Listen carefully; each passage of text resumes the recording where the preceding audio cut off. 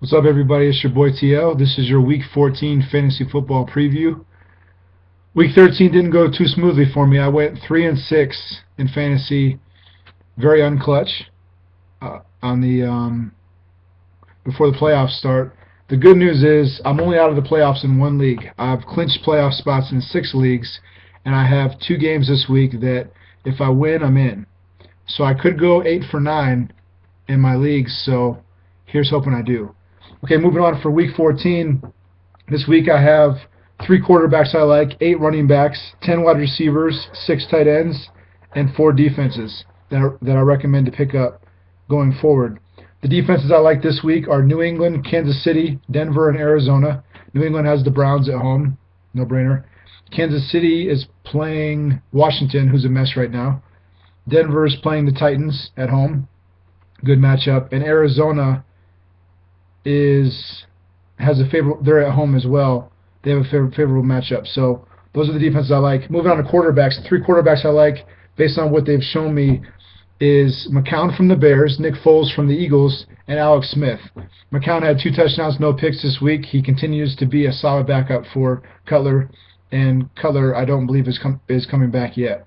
Nick Foles, I think, has yet to throw an interception, which is crazy. I think he has like 19 touchdowns, no picks, which is insane. So the Eagles are hot right now. And Alex Smith, the Kansas City Chiefs are starting to open up their playbook a little bit, throw a little bit more, and Alex Smith has done well so far.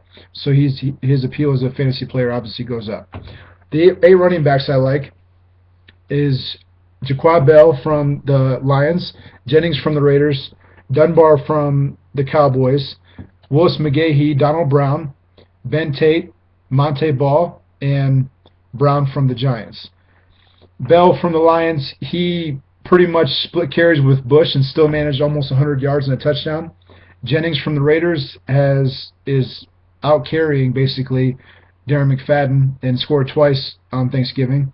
Dunbar impressed me with his carries for the Cowboys as when he came in to relieve DeMarco Murray. Willis McGahee managed to find the end zone. The reason that he's an appealing pickup for this week is because we're playing the Patriots, and the Patriots don't have a run D. They just gave up 3 touchdowns to Ben Tate, who's also on my list. Donald Brown has officially taken over the position from Trent Richardson and ran, I think he had about 50 yards and a touchdown this week.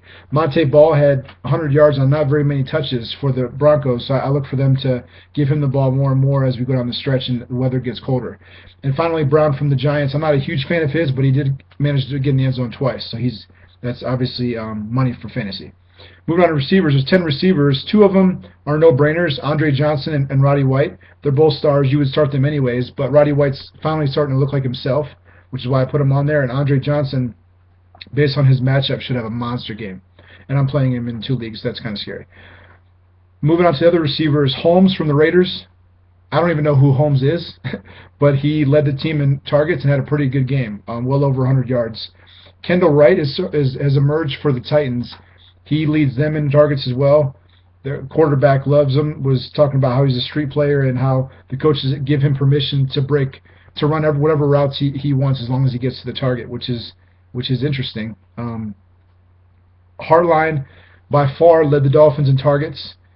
Michael Floyd continues to produce for Arizona, which is funny because I made fun of him earlier this year, but this is like 2 or 3 weeks in a row now that he's come out and put up good numbers. So Carson Palmer's trusting him more and giving him more balls.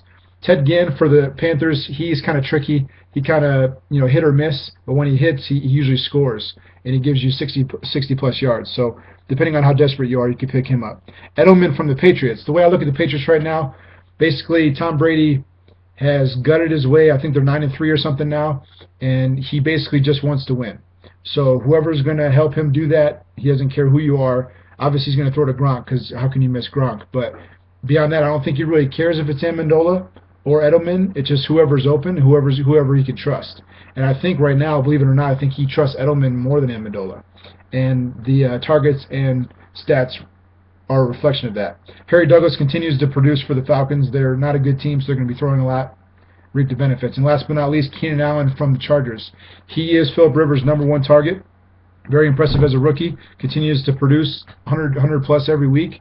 So there's no reason to think that'll stop. And last but not least, tight ends. The 6 tight ends that I like going forward is Clay from the Dolphins, Zach Ertz from the Eagles, Greg Olsen, Graham from the Texans, Brandon Myers from the Giants, and Zach Miller from Seattle. Clay's impressive. He's a very big, athletic tight end. He had a lot of targets this week. Tight ends don't necessarily always do good against the Steelers, but I have a feeling he's going to have a very good game against the Steelers. Zach Ertz is starting to emerge for the Eagles. All 3 of Nick Foles' touchdowns were to tight ends, 2 to Ertz and 1 to Brent Selleck. Ertz has good hands. When they throw him the ball, he makes plays. So I think that he proved himself to Foles this week, and that probably will continue.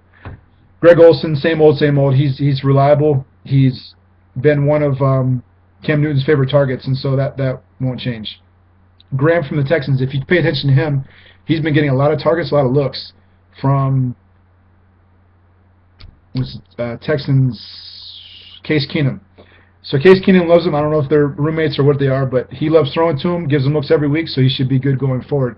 And Brandon Myers also got a lot of looks from Eli Manning and had a decent game for the Giants. And last but not least, Zach Miller. He led the Seattle Seahawks in targets last night. He had a good game, had decent yards and a touchdown, and so I look for that to continue going forward. It's obvious that Russell Wilson trusts him. Anyways, guys, it's week 14. This is either your first playoff week or maybe your last regular season week, depending on what league you're in. But obviously, it could be a very important week regardless. So I wish you the best of luck. Obviously, I'm rooting for myself in those 2 leagues. If I win, I'm in. So I'll let you know next week how it goes. But good luck, and I'll talk to you guys next week. Peace.